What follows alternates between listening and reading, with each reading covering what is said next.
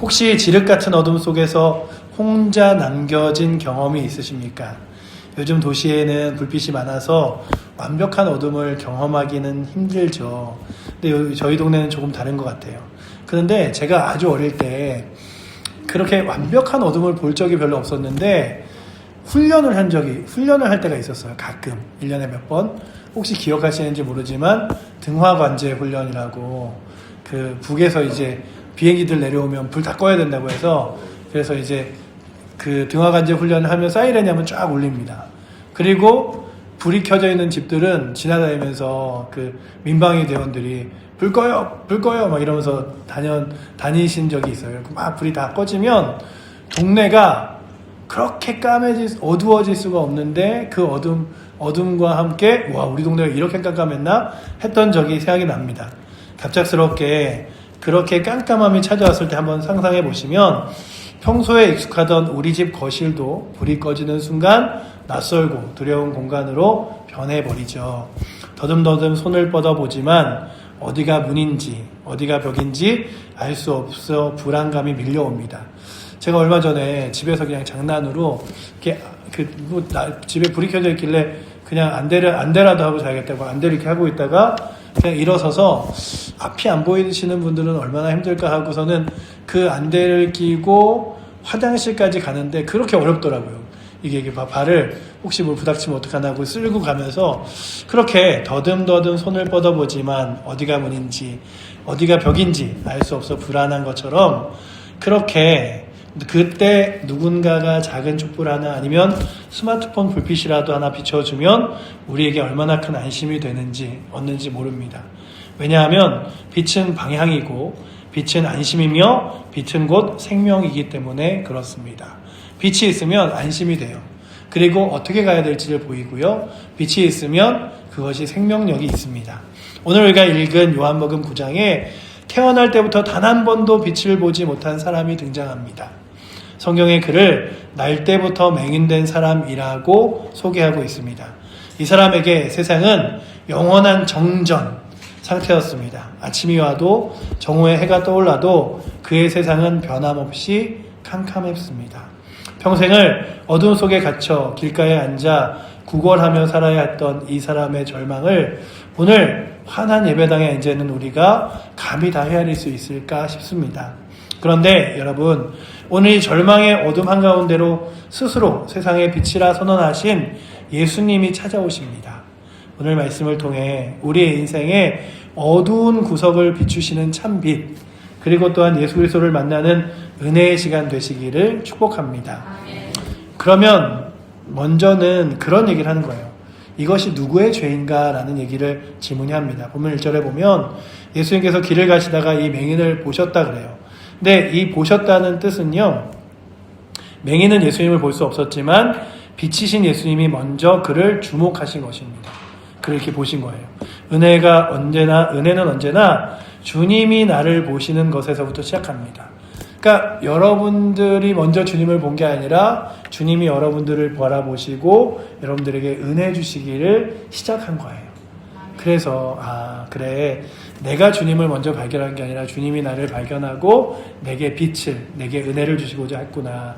그런데 바로 그 순간 곁에 있던 제자들이 예수님께 아주 묘한 질문을 던집니다. 라비여, 이 사람이 맹인으로 난 것이 누구의 죄로 인함이니까? 자기니까? 그의 부모님 때문입니까? 여러분, 이 질문이 어떻게 들리십니까? 제자들은 지금 평생을 고통 속에 살아온 한 사람을 앞에 두고 그를 불쌍히 여기거나 도울 방법을 찾는 대신에 그 고통의 원인을 분석하고 있습니다. 마치 법정에서 범인을 색출하듯 말이죠. 도대체 누가 잘못해서 이런 천벌을 받은 것입니까? 본인이 천벌을 받을 만한 죄가 있었습니까? 아니면 그의 부모입니까? 당시 유대사회의 랍비의 가르침 중에 이런 원칙이 있었습니다. 죄가 없으면 죽음도 없고 불법이 없으면 고통도 없다. 그래서 장애나 불치병을 가진 사람을 보면 그 사람들은 의뢰, 저 사람은 무슨 끔찍한 죄를 지었길래 저런 벌을 받았을까 하고 수군거립니다. 우리도 그렇죠. 우리도 갑자기 어느 날 큰 병에 걸렸다거나 아니면 내가 누군가 태어날 때부터 뭔가 장애가 있을 때 내가 도대체 뭘 잘못했길래 나에게 왜 이런 일이 일어나나, 내가 무슨 잘못을 했다. 이런 생각이 들잖아요. 심지어 어떤 랍비들은 뱃속에 있는 태아도 죄를 지을 수 있다거나 부모님의 숨겨진 죄가 자녀에게 유전된다고까지 생각했습니다. 제 아들은 질문은 바로 이 차가운 인과응보의 논리에서 나온 것이죠. 그런데 예수님께서 성도들 오늘날 예수님께서 무엇을 말하냐 하면 우리의 인생 가운데서도 그렇게 나 때문에 내가 잘못해서 내 문제 때문에 그런가라고 할 때 예수님이 그런 얘기를 하시는 거예요. 다 같이 한번 3절을 읽어보시면 이렇게 기록하고 있죠. 우리 3절 말씀 한번 읽어보도록 하겠습니다. 예수께서 대답하시되 이 사람이나 그 부모의 죄로 인한 것이 아니라 그에게서 하나님이 하시는 일을 나타내고자 하심이라. 아멘. 그의 죄 때문이 아니다. 이 말씀에 밑줄을 그으셔야 돼요. 왜냐하면 예수님은 지금 고통의 원인을 묻는 제 아들의 시선을 고통의 목적으로 확 돌려놓으십니다. 과거에 누가 죄를 지었느냐가 중요한 것이 아니라 미래에 하나님께서 이 사람을 통해 어떤 위대한 일을 하실 것인가가 중요하다는 거죠.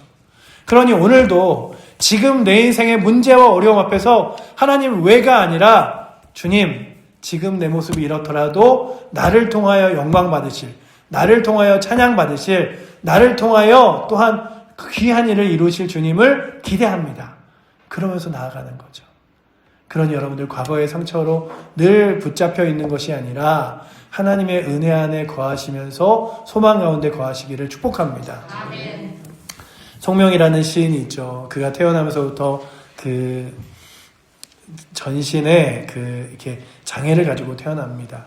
근데 원래 아주 그랬던 건 아니고요. 아주 아기 때 열이 막 고열로 열이 났을 때 부모님이 잘 이렇게 치료를 못 해줬대요. 그래서 뇌성마비가 오고 그리고 그가 몸을 못 움직이게 됐는데 그러면서 그의 삶이 얼마나 고통스러웠겠습니까? 그런데 그가 그 고통 속에서 고통을 본 것이 아니라 그런 인생 가운데서도 만나주신 하나님을 찾았어요.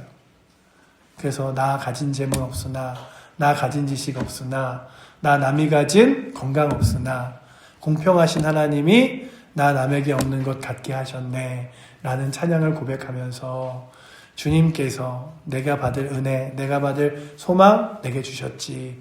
그러면서 간증하고 다녔던 송명희 씨를 기억합니다.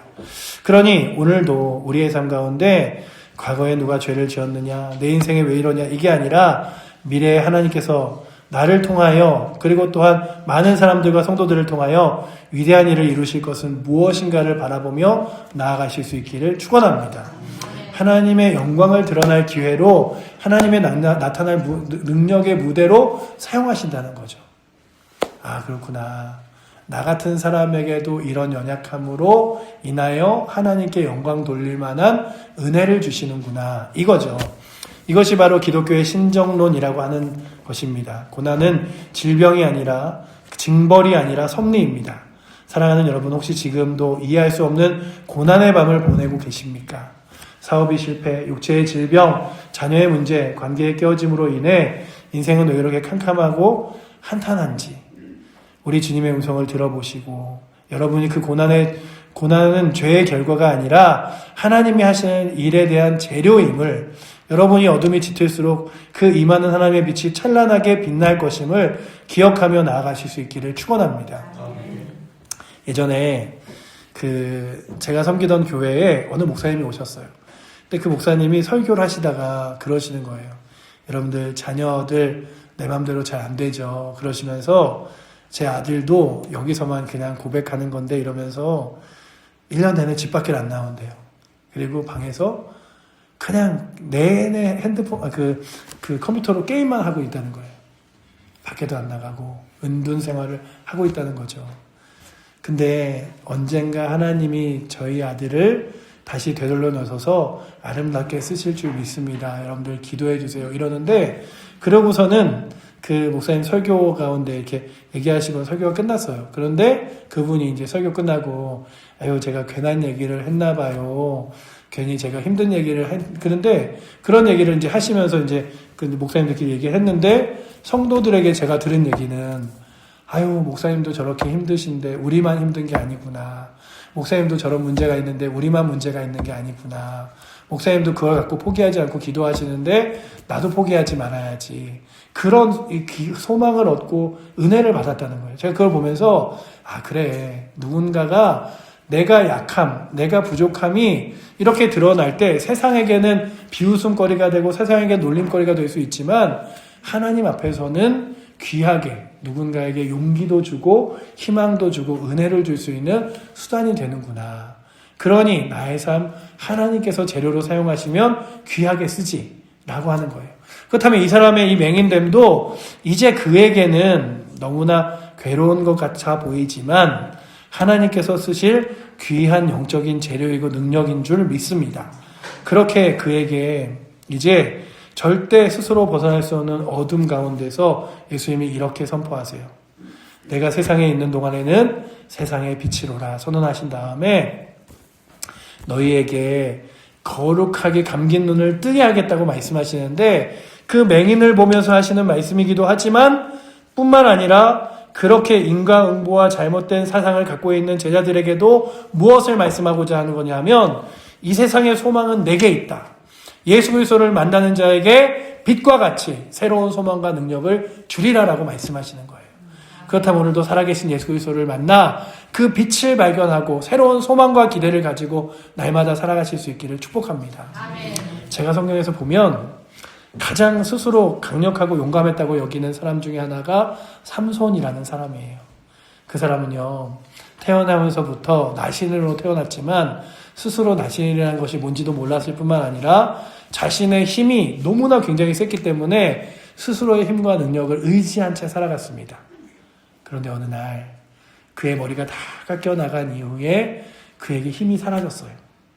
그리고 그가 블레셋에게 잡혀가게 됩니다. 그리고 잡혀간 그가 그냥 잡혀가서 있는 게 아니라 그를 미워하고 그리고 또한 그에게 괴로움을 주고 싶어하는 이들이 그의 두 눈을 뽑아버려요. 그리고 그를 그 맷돌을 가게 하는데 성경에 나오는 그 맷돌은요, 이렇게 앉아서 이렇게 도는 맷돌 있잖아요. 그런 맷돌이 아니라 그 나귀가 이렇게 맷돌이 넓고 큰 맷돌에 나귀가 이렇게 돌면서 큰 맷돌을 가는 그 돌을 그 삼손이 붙잡고 이렇게 넓게 이렇게 계속 끊임없이 돌게 만드는 거예요. 그러니 삼손이 스스로의 힘만 의지하던 그가 어느 날 그 모든 힘이 다 빠진 이후에 눈이 뽑히고 그리고서는 아무것도 할 수 없게 되자 그가 무엇을 깨닫게 되냐 하면 제 힘이 아니었군요.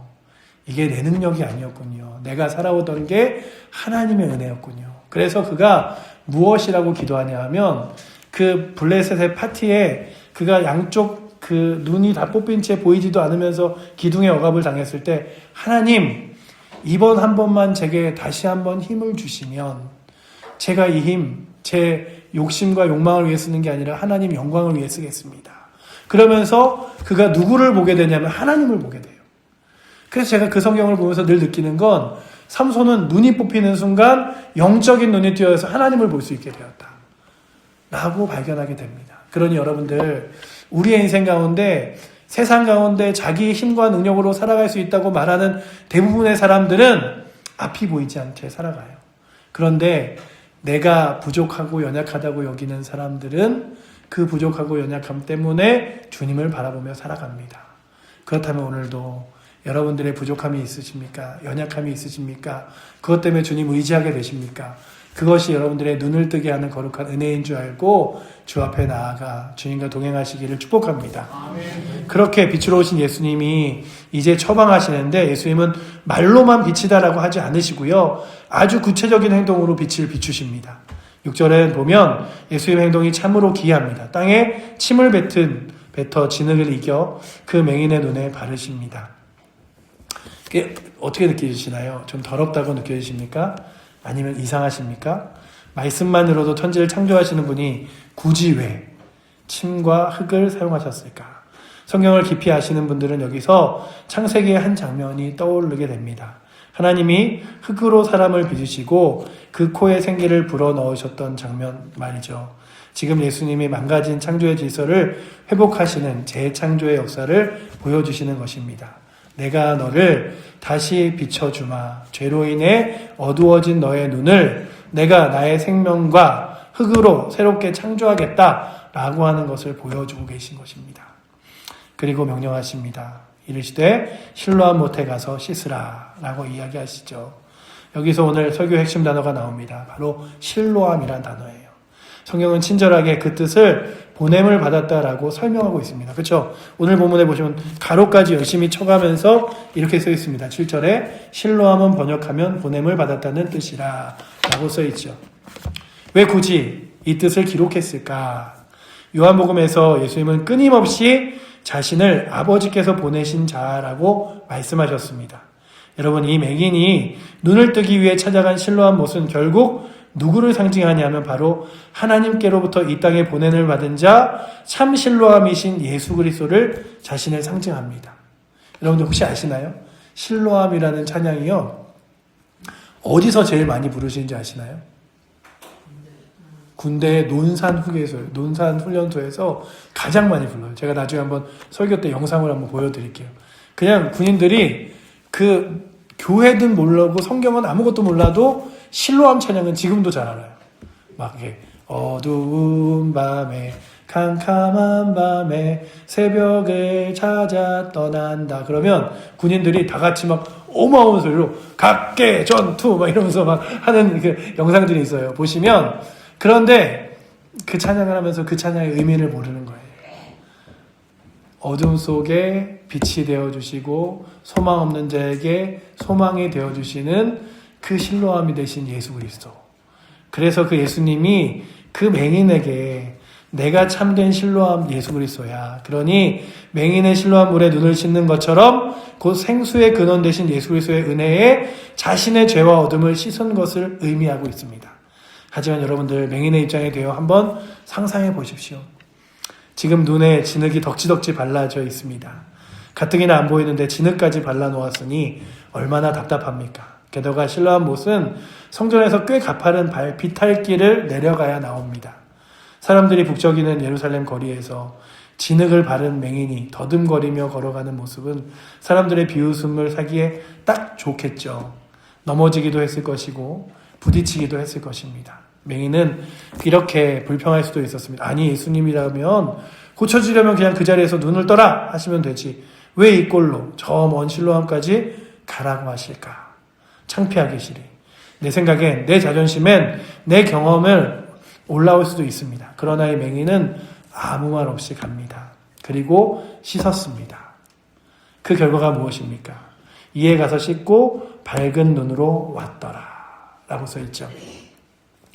순종이 기적을 만듭니다. 빛이신 주님의 말씀에 내 생각과 고집을 꺾고 반응할 때 우리의 인생의 어둠이 물러가고 광명한 새날이 열리는 줄을 믿습니다. 여러분, 실로암이 어디입니까? 주님이 가라고 하신 그곳, 순종해야 될 그 말씀의 자리로 나아가는 곳이 실로암인 줄 믿습니다. 주님, 제가 주의 말씀 따라 한번 순종해 보겠습니다. 그리고 그 말씀이 답이라고 믿으며 한번 나아가 보겠습니다. 왜 우리가 기도합니까? 왜 우리가 예배합니까? 왜 우리가 말씀을 읽습니까? 제가 늘 얘기하잖아요. 여러분들 좀 귀찮아 보려고, 여러분들 좀 힘들어 보시라고 성경 읽으세요 이러는 거 아니에요. 기도하시라는데 그래도 여러분들 시간 좀 어떻게 인생에서 뺏어볼까 해서 기도하라는 게 아니에요. 성경이 항상 말씀하시잖아요. 항상 기뻐하라, 쉬지 말고 기도하라, 범사에 감사하라. 주의 말씀이 내 발의 기치요 내 발의 등이다 말씀하시잖아요. 그래서 하나님 말씀을 따르는 자에게 능력 있고, 기도하는 자에게 응답 있고, 주께 예배하는 자에게 하나님께서 역사하실 것을 믿기 때문에 우리가 강조하는 거죠. 그렇다면 그렇게 주를 따르는 은혜가 있기를 축복합니다. 주님, 제가요, 제 인생 가운데 정말 예배 자리 나오는 게 마치 맹인이 진흙을 덕지덕지 바르고 가는 것처럼 힘들어요. 그러나 주님이 기뻐하시는 일이라면 그거 해보겠습니다. 주님, 제가요, 주를 위해서 시간 내는 거 어려워요. 그러나 주님이 기뻐하신다면 그거 해보겠습니다. 라고 헌신하며 나아가는 거죠. 그렇다면 주님이 기뻐하시는 뜻을 따라 나아가시는 은혜가 있기를 축복합니다. 우리는 그 일들을 위하여 부름받았기도 했고 그것이 가장 큰 영광이며 능력이기도 합니다. 우리는 그래서 이제는 우리가 이제 세상에 비춰야 됩니다. 5절에 보시면 내가 세상에 있을 동안에는 세상의 빛이로라 하고 하셨습니다. 그런데 예수님이 부활 승천하셔서 지금 육신으로는 세상에 계시지 않죠. 그렇다면 이 어두운 세상에 누가 비춰야 합니까?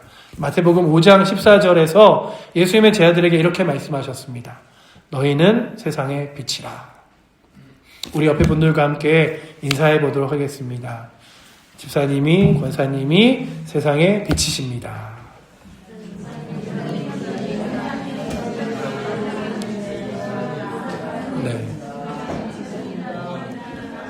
네, 머리가 벗겨지셔서 이렇게 반짝여서 빛이 아니라요. 네.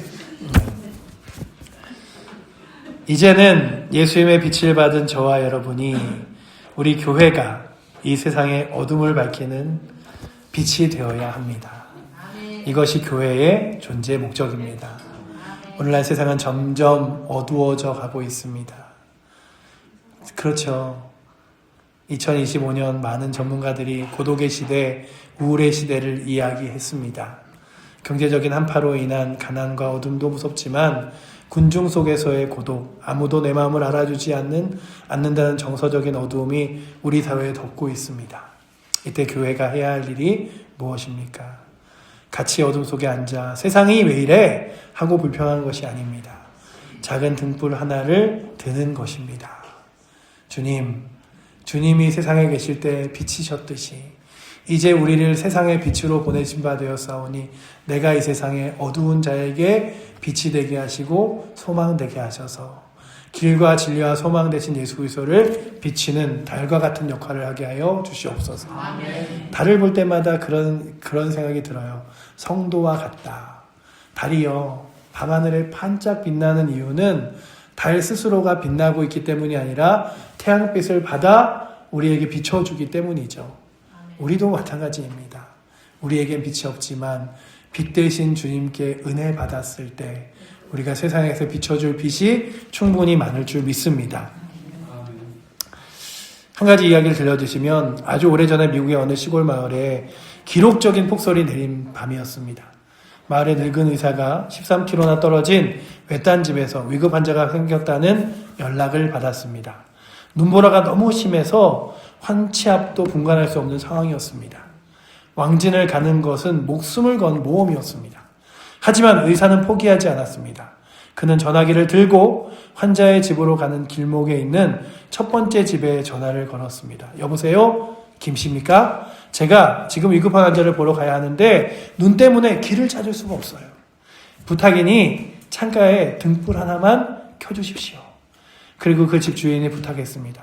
당신의 집에 보이는 다음 집에도 전화를 걸어 등불을 켜달라고 전해주십시오. 의사가 왕진 가방을 들고 눈보라 속을 나섰을 때 기적 같은 풍경이 펼쳐졌습니다.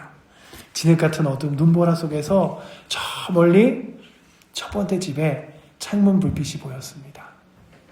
그 불빛을 따라가니 저만치 두 번째 집에 불빛이 깜빡였습니다.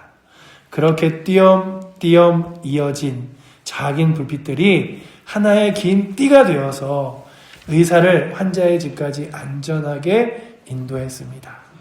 의사는 무사히 도착해 환자의 생명을 구할 수 있었습니다. 사랑하는 여러분, 이것이 바로 교회입니다. 이것이 바로 성도의 사명입니다.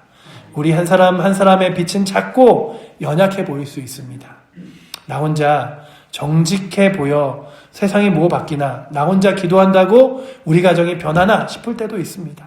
그러나 내가 내 자리에서 기도의 등불을 켜고 사랑의 등불을 켜고 섬김의 등불을 켤 때 그 빛들이 이어져서 누군가의 생명을 살리는 구원의 길이 되는 것입니다. 아멘.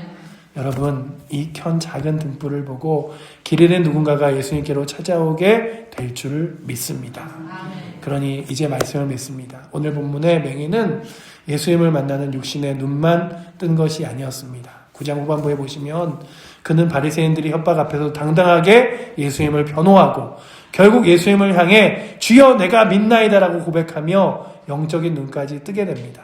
예수님은 그의 인생을 뒤덮고 있었던 숙명적인 어둠을 걷어내시고 하나님의 영광을 드러내시는 증인으로 세우셨습니다. 이제 인생의 어둠 때문에 두려워하지 마십시오. 예수님이 그 어둠을 통해 하나님이 하시는 일을 보여주실 줄 믿습니다. 고난을 해석하는 눈으로 바꾸시고 누구를 탓하지 말고 하나님의 거룩한 섭리를 믿으시기를 축복합니다. 그리고 이미 빛을 보셨습니까? 그렇다면 등대지기처럼 그 빛을 지키십시오. 세상의 감상과 안락함에 취해 기도의 불을 끄지 마시고 나아가십시오. 폭설 속의 등불처럼 이웃을 위해, 세상을 위해 여러분들의 작은 빛을 비추어 주시기를 축복합니다. 내 가정에서 미움 대신 용서의 불을 켜고 내 직장에서 불평 대신 감사의 불을 켜시기 바랍니다. 다가오는 2026년 새해에는 세상의 빛이 되신 예수님과 동행하며 어둠을 몰아내고 생명의 빛을 온 누리에 전하는 우리 칠보제일교회 모든 성도님들 되시기를 주님의 이름으로 축복합니다. 아멘. 기도하겠습니다. 사랑의 하나님, 어둠 속에 있던 우리를 찾아와 주시고 빛을 비추어 주시니 감사합니다. 우리의 고난이 하나님의 일을 나타낼 기회임을 믿습니다. 이제 받은 빛 가지고 세상으로 나아가오니 우리가 켜는 작은 등불을 통해 생명을 살리는 역사가 있게 하여 주시옵소서. 우리를 사랑하시는 살아계신 예수 그리스도 이름으로 기도드립니다. 아멘.